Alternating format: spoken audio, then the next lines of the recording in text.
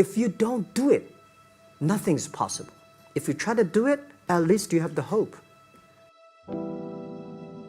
You had that third failure in a row. Did you think, I need to pack this in? Never. Why not? I don't ever give up. I mean, I'd have to be dead or completely incapacitated.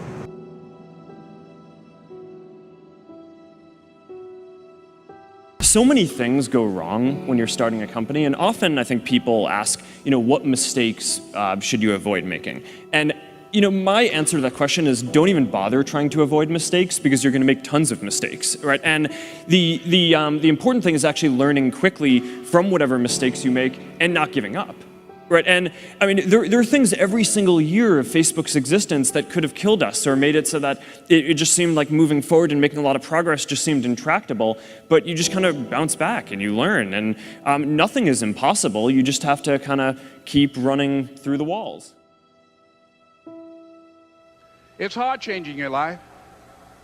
It was hard when just over 3 years ago, in the Penobscot building in Detroit, Michigan, where I was operating my business, and I fell on some hard times, and I was sleeping in my office. It was hard coming into the lobby, and the security said, "Excuse me, Mr. Brown, can we see you for a moment?" And I said, "Yes," and I walked up to the counter, and he gave me an envelope. And he said, "Would you mind reading it here?" And I opened the envelope, and the envelope was from management that said, "This is an office tower. It's not a hotel. Please do not sleep in your office." And I said, "Excuse me, sir." I said, "I just work long hours in creating my business. I'm an entrepreneur. And right now, things are bad for me. But they're not going to be this way always. And I just asked for the opportunity to continue to operate like I'm doing. I'm not trying to make this my home." And it was hard coming through the lobby. And sometimes they would laugh. There's a guy talking about becoming successful. And look at him. He's bathing in the bathroom upstairs on the 21st floor. He sleeps on the floor. Him and 2 other dreamers up there. Look at him. It was hard, ladies and gentlemen, coming to speak to people. And I was facing financial difficulties in my own life. I was behind on my bills and my dreams, and I'm saying to them, you can live your dream. It was hard, ladies and gentlemen. It was very difficult to pick myself up each day believing that I could do it. There were times that I doubted myself.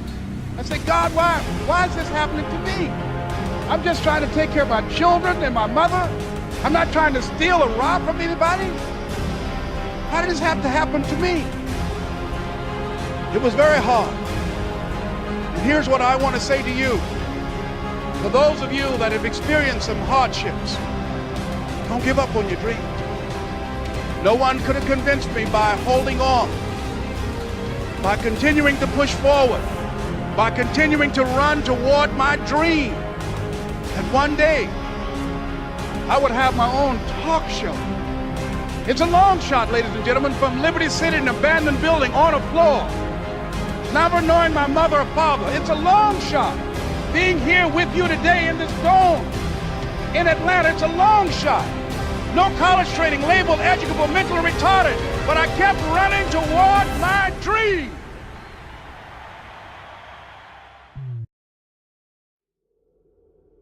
You tried to get into 3 colleges. Each time they rejected you. No, I tried. There is an examination that young people, if you want to go university, you have to take the examinations. So I failed 3 times. Right. But a lot of fail. I failed for funny things that I failed a key primary school test for 2 times, and I failed 3 times for the middle schools, and. You will never believe in Hangzhou, my city, there's only 1 middle school that lasts only 1 year. It was changed from primary school to middle school because our graduates of our school, no middle school accept us because we were too bad. What effect did it have, though, being rejected? Well, I think we have to get used to it. We're not that good. Even today, we still have a lot of people reject us.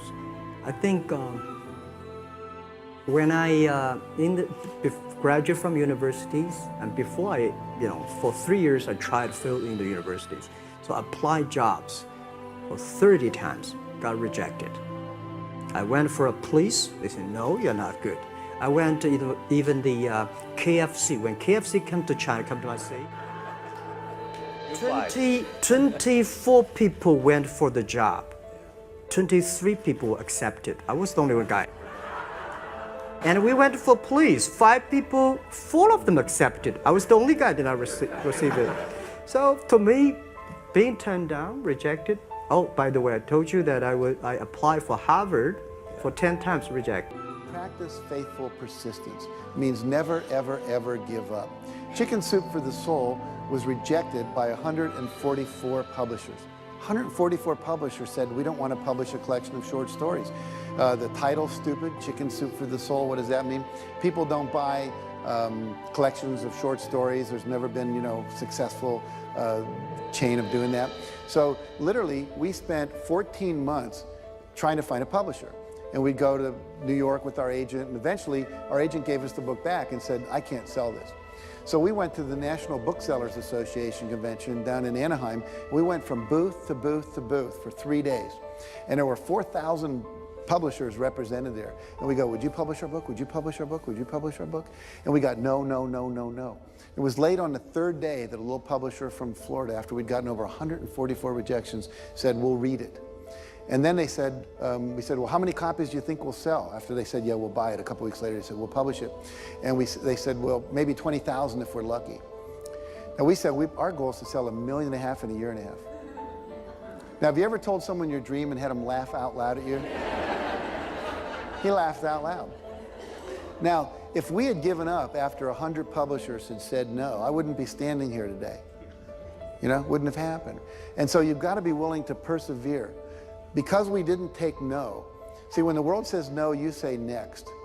Let's practice that. If I say no, you say yes. Absolutely. There's only 5 or 6 billion people out there you can go and ask, right? There's over 4,000 publishers just here in the state of California. So what we have is this endless possibility, but you have to persevere. It's as if the universe tests our commitment.